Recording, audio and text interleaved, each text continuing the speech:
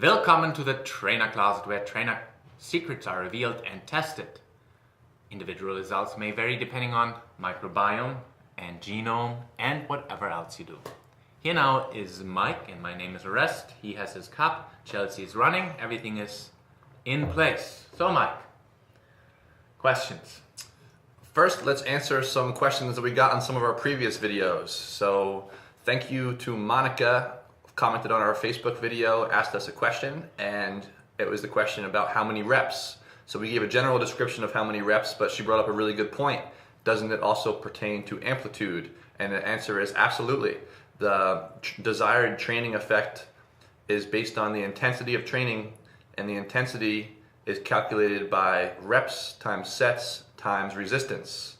So that's my answer, and let's get Orest's answer. Well, the basic thing is like what I said already is kind of the motor neuron unit recruitment would be basically the difference between smaller weight versus bigger weight, and I guess that's what the question really pertained to, right? So like basically when you take heavier weights, you have bigger motor neuron kicking in, and that normally means that you use more fast twitch fibers versus the slow twitch fibers would be the more repetitive, and that's kind of the amplitude difference, I would say, that I would, but besides that, everything that you said is absolutely 100%. Great. Thank you for the question. Keep them coming. Yes. And I just want to touch on one other thing that we talked about in a previous video. We talked about supplements and how supplements are great and all as a supplemental form of your nutrition, but when it comes down to it, you got to stick to whole foods. And the question came up, what are whole foods? So Orest, what are whole foods? I think the word describes it perfectly.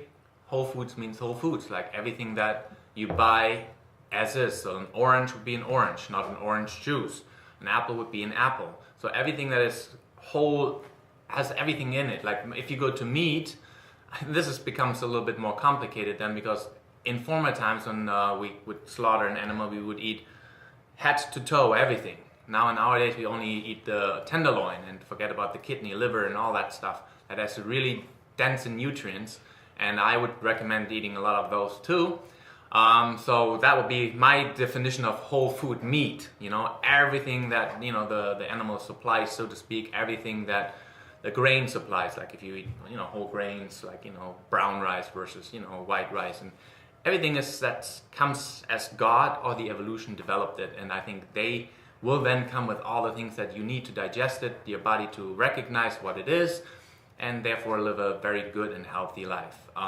That's pretty much simplified. And yes, supplements, there are certain, if somebody has a certain sickness, illness that does, make the body not produce certain things as much as they need to, then supplements are really, really great and helpful for helping those conditions out. But besides that, for normal, healthy people, just, add something to it if you really think that you need it. In this specific case, I just say glycine is the only thing that I really think people should be taking. And if you want to learn more about supplements, go to our supplement video. But I just wanted to touch on what actually a whole food is. Just avoid processed foods. So now on to today's topic. Do you want to tee it off? I want to tee it off because it is my question. What is the best exercise that you would take with you when you go to a desert island with nobody there? Not even Chelsea. The best exercise I would take, and I'm going to try to show with Chelsea here, but she's got limited mobility. So I would take I would take the squat and reach. So basically the squat and reach covers every joint in your body, and as you squat, you reach your hands forward so your shoulder blades wing around your rib cage, keeping your core engaged, diaphragm engagement. As you squat and you push up, extension through ankles, knees, hips, and as you push up, you pull your elbows back. So you're straightening up your body into the standing position, and you're pulling your elbows back, so you have the push and the pull in your upper body, you have the squat in your lower body, and you have core engagement in your diaphragm and your torso, and that is the one exercise that I'm gonna need on a desert island to maintain what I've built.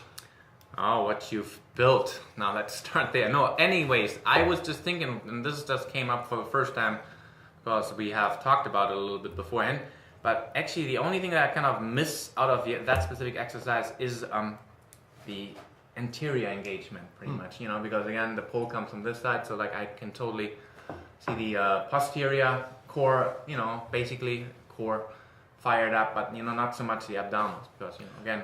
I think I'd be able to activate the abdominals through a deep diaphragm exhale. And I think I'd be able to activate my pectoral muscles through actively pushing my arms forward. So creating resistance in my own body, even though I don't have resistance. Yes, you're right. Ideally, I'd love to have a resistance band or a cable free motion machine, but your question was, we're on a desert island, right, so no, like I tried to keep it simple. Even no, that I completely like. I just was like, when you were demonstrating it, that was kind of like one of the things that I was kind of missing in the things of the anterior. Oh yeah, so because I didn't really demonstrate as you're squatting, you're actively pushing your arms forward. Well, the problem with that is also like again, you were a advanced mover, so you might actually be able to do that, but you know, a lot of people might not be able to do that. So, anyways, my favorite exercise of them all would be a one arm snatch. So basically, you take in a 45-pound weight or whatever you can have and lift it up from the floor all the way to the top. It's a power move, so you actually get activation of the faster drivers again, which I think are the more important ones to stimulate over time, since we tend to lose the faster driver, the power output, first before everything else. And I should know since I'm so old, right? They say you get old when you stop jumping. Can you still jump? Yes, absolutely. Yeah, you gotta be able to generate enough power to get yourself off the ground. So keep jumping, stay young, don't be like a rest. Well, I just told you that I jumped, so True. you just mixed that up, I guess. You must have mixed that up with somebody else. That you know.